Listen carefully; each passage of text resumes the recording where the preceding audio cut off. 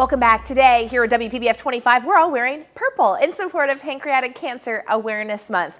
More than 1,200 people are diagnosed with pancreatic cancer worldwide every single day. And we want to take this moment to talk about the symptoms that you need to be aware of and how you can help raise awareness right here in our area. Here to tell us all about it, a frequent guest, a friend of the show, Eric Borden. Thank you so much. I know you woke up this morning and you said, hey, you're all wearing purple. Thank you so much. It's a wonderful thing. It's a purple day. It is a purple day. We like it. A purple month. You are a pancreatic cancer survivor. And tell us your story and some symptoms and some things that you'd like to share with people out there. Well, my story is that my situation was found by accident.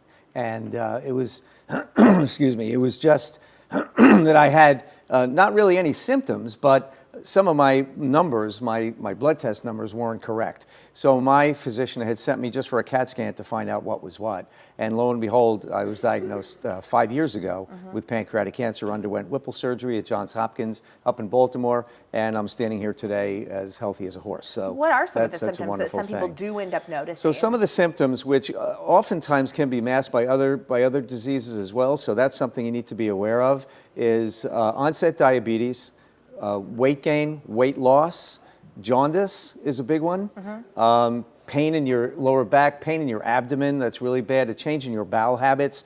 There are many symptoms that can trigger, maybe there's a pancreatic issue there. Pancreatitis is another one. So, but like I said before, the situation may be masked by other illnesses. So be your own advocate. I would encourage everybody to be their own advocate and bring up a possible pancreatic issue to your physician, because oftentimes they may not think about that. Talk a little bit about some of the research that has happened over the past decade and recently.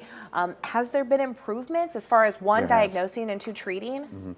Well, the golden rod is really, or the golden prize is really the early detection test. And they're working on that feverishly to try to find a blood test that's going to diagnose pancreatic cancer in its early stages, because oftentimes it's pretty late. And you know, as we're seeing, 11% survival rate for 5 years is not that great. So, but it's a good thing, because when I was diagnosed, it was like 8 or 9%. So there have been strides made, and there is progress being made. And is this just because you think it's just caught too late, because you said it's so masked? It's caught too late. Yeah. Early. You know, typically it's found in stage 4. But anyway, so the 5-year survival rate now is 11%. The unfortunate thing, though, is the incidences are increasing. So when I was diagnosed, it was 57,000 citizens in the United States were diagnosed. Now it's well over 60,000. So the incidences are increasing, but research has enabled a better outcomes, a better lifestyle for pancreatic cancer patients. So the big question is, yes, we're wearing purple to raise awareness, but how can we all get involved locally? You were talking about 2 different events. Correct. There are 2 different events, one sponsored by the Lustgarten Foundation, which is the research arm and funding arm of pancreatic cancer. And that's going to take place February 26th in West Palm Beach, a change of location.